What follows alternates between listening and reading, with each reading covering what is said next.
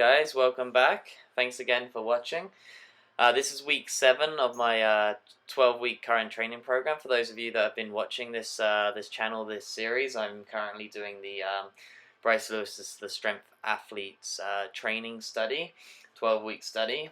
It's basically peaking for kind of a mock powerlifting meet. So this was week 7. Basically what happened with this week, the volume was very slightly higher than the week before. Basically keeping most sets and reps the same, but kind of increasing the reps by, the weight by 5 to 10 pounds.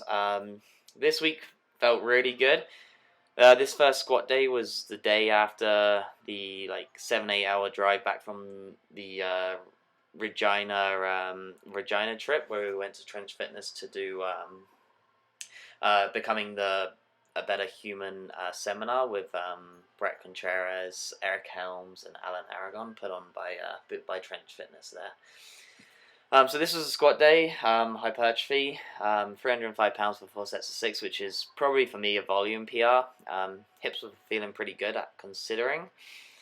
So one of the things I wanted to talk about today was accessory movements, the differences, and why do them and that. So obviously there's going to be a main difference depending on your goal. So powerlifters' accessory movements would be different to like a bodybuilder's.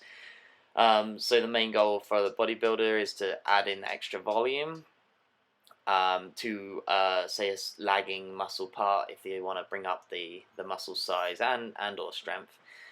For a physique perspective,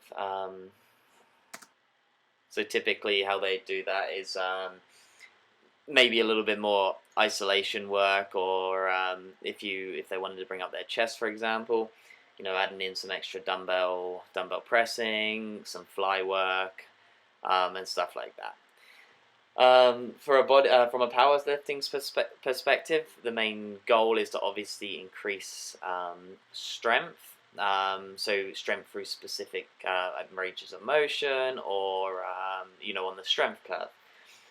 So for example, if someone kind of finds it hard getting out of the hole on the squat, then maybe a pause squat or even a front squat may be beneficial to work on that drive and also staying tight throughout the whole range of movement there. Quickly here, this is my bench strength day. 225 pounds for 3 sets of 4. So again, the volume nice and high and keeping the intensity up as well. These were feeling pretty good today, actually. This was the last set. Deadlifts coming up. Hips have been tight, been buggering me a little bit. I think I've been sitting down too much, so I need to work on kind of just getting up and moving around. I know I preach this a lot to my clients who typically have tight hips, who sit a lot, and also have sort of lower back problems. I think it's kind of like definitely attributed to sitting, so gotta practice what you preach, I guess, right? Get up, move around, keep the hips loose, do some hip flexor stress and glute activation work. But this week, these are the pause deadlifts. If you can see on my face, these were a struggle. 3 sets of 4 here. Staying tight was really hard.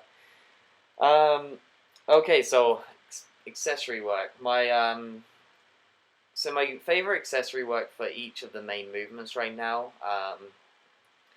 especially for squat, I'm really enjoying the pause squat that we've been doing for the last few weeks. Really kind of getting comfortable, staying tight, a good 2-second pause at the bottom. And I've always enjoyed front squats as well. They can be a bit of a problem on my shoulders at sometimes, but once I get in the groove, they feel really good on my quads and glutes. When it comes to deadlifts, I like a deficit deadlift. So basically raising yourself up on a plate, a 2 to 4 inch deficit. And also glute ham raises have been a favorite of mine for years. This was my squat strength day, 335 pounds for 4 sets of 3. Or 3 sets of 4. And these were wicked actually. Hips were feeling really good. I didn't even need to belt any of these, but thought I just wanted to still get used to the feel of the belt. When it comes to chest, my favorite accessory movements are close grip bench press for bringing up strength. Also, chest has always been a lagging body part for mine, so I always try and do, a fly movement and a crossover movement. And for triceps, tricep press downs, just the basic cable press down. I find skull crushes and dips just bother my shoulders and elbows. So it's one of the biggest takeaways, I think, the whole when choosing accessory movements and even exercises to do, is if something doesn't feel right, don't do it. Do something that's safe and comfortable, and it's in the long run going to be that much more effective.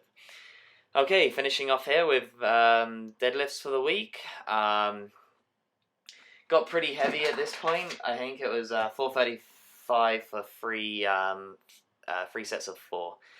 So this is one of my first or second set where I did beltless. I'm still switching back between the sumo and the conventional.